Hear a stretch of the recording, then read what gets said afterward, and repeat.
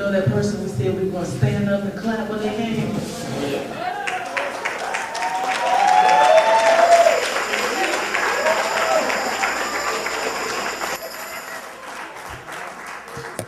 Tavon Brown. Tavon sang at one of my first house parties, and he brought me to my knees. Literally and figuratively brought me to my knees. Tavon, since you late, can you go over with Mincy and coordinate your music so we can have a selection and bring God up in this house? Thank you, baby. Oh, God, look at all these faces. We've got a part that's called Who's in the House? So if you don't want to get up and say anything, when I say who's in the house, somebody come and tell me who's in the house. Who's in the house? Charlene Pearson's in the house. Come up to the mic, Charlene, and tell us who you... Hey. Hey. Charlene is one of the few people... I was reaching for your hand, baby. Listen. Use your little blowers for this one. If you know, Charlene, don't go anywhere. If you know where the canyon is, blow your horn. I didn't hear that many horns. I am 60. I am. Thank you, Charlene. Listen, the canyon is a place where, down near the Union Terminal, they renamed it Queens Gate during urban renewal. The canyon was a place down in the bottoms. It was so far in the bottoms, we called what you guys called downtown, we called it uptown. Right, Nate? Yay for the canyon. I remember the first time I got a little boyfriend. He came down in the canyon to see me, and he and his 3 friends, Peanut and Joe and Scooter, they came in and they were scared to death. And I was like, what's wrong, what's wrong? They said these guys came up to us and they grabbed us in our collars. What are you doing out in the canyon? You need a canyon card. He was like, Jackie, what's a canyon card? I didn't know what a canyon card was. But you know, that was some of that underground economy kind of stuff. They found a market. You know, some of the thugs on the corner, we just gonna call this a canyon card. Anybody come down here, you need to buy this canyon card if you want to make it out of here. But the canyon was a place, when you talk about a community being a community, we were raised by the community. We got our butt spanked when we did something bad. One of the neighbors would beat the crap out of us, call our parents, and then we get beat again at home for doing that. And let me tell you, we policed our own community. Our doors were so raggedy, you know, anybody could break in, but there weren't any break-ins. There weren't any shootings. When a man beat his wife, the brothers in the neighborhood say, look, brother, we ain't got nothing to do with what goes on behind closed doors, but you can't put your hand on that woman. Am I lying? Let's give her a hand. Thank you. Thank you. Thank you so much. Thank you.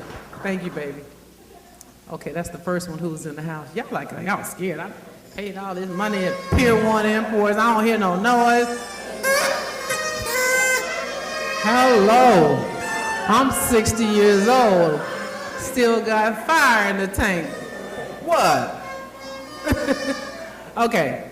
One of my other babies, I have an agency called Comprehensive Case Management Solutions, CCMS for short.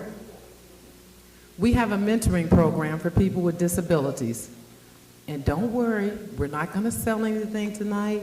You don't need to pull out your wallets and write a check tonight. But Monica said, but you can. The only thing we ask of you is that when the website goes up on August 1st, and we drop this video down there, to go and give us a hit there. And tell all your friends and their friends to go there, because that will present a compelling argument when I go to the Fortune 500 companies and say, you need to advertise with me. See, I did it before they realized I'm gonna be a hit. And they were like, Miss Jordan, you need to talk to Miss So-and-so in marketing. Miss Marketing said, you need to talk to Mr. So-and-so in your regional office. And it went round and round and round. I said, okay, y'all gonna come back to me. But there were a couple of places that said, okay, For those people that know me, you know I spend a lot of money, more than I should. I really do. I spend a lot of money. And for those people that really know me, they know I believe in reciprocity. I believe, like the Indians do, that you shouldn't just take from the land. You should give something back to the land. And we need to be responsible to our ancestors that believe that and give something back. We have two hands. Don't just hold the one out for taking. Hold the other one out that gives something, and give something back.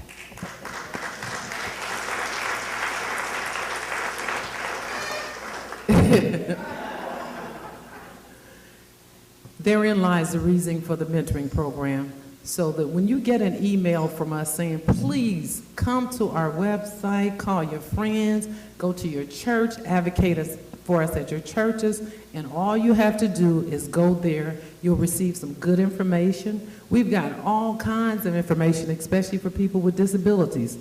We want you to have that information. We have information about health and wellness, and for black folk eating all that grease, we got a way of cooking soul food so that it can still be healthy.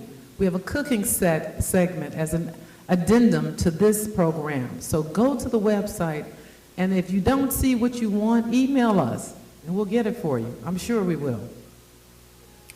When I talk about people with developmental disabilities, someone really, really kind comes to my heart, and that person is Robert Shumack. And I ask his permission if I could butcher his name, because I knew I would. Pronounce it for me, Robert. Robert Shumack.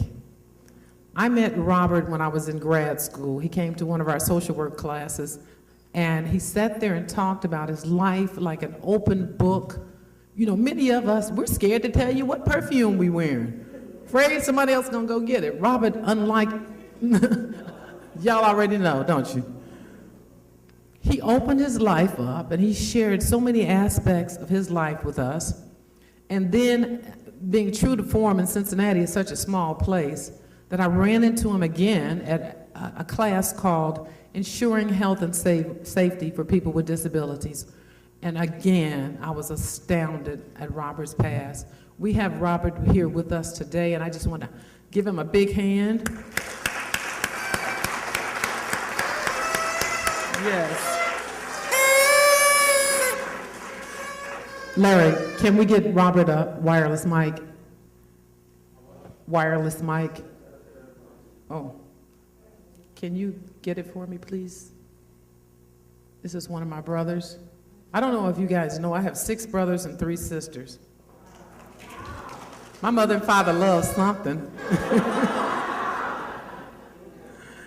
And let me tell you, it was hereditary. I told you the fire ain't went out yet.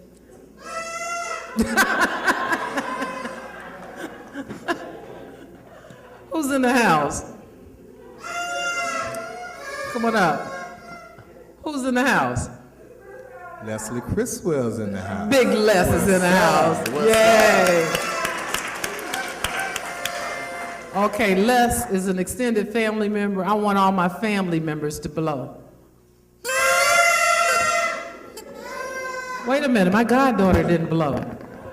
You don't think you're related to me? You get no more allowance, Ebby. Okay, Robert's got a mic. Robert, tell us a little bit about yourself, besides the fact that you're real handsome. Well, I don't share that piece. I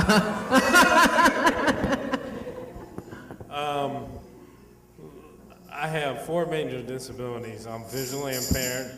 I have been since birth. My mother and father didn't know until I was about 2 years old, wondering why I kept running into things, tripping, sitting up on TV, as if no one else was watching it. And then my grandmother said, well, why don't you have his eyes checked? Because there's a condition that my great uncle had that runs in the family, and it's optic nerve atrophy. And then when I was a freshman in high school at Purity, God decided to bless me with epilepsy. I was in algebra class of all classes, and I had a grand mal seizure, which is the very violent ones. Chewed up my tongue pretty bad, had a mass headache, slept for 24 hours.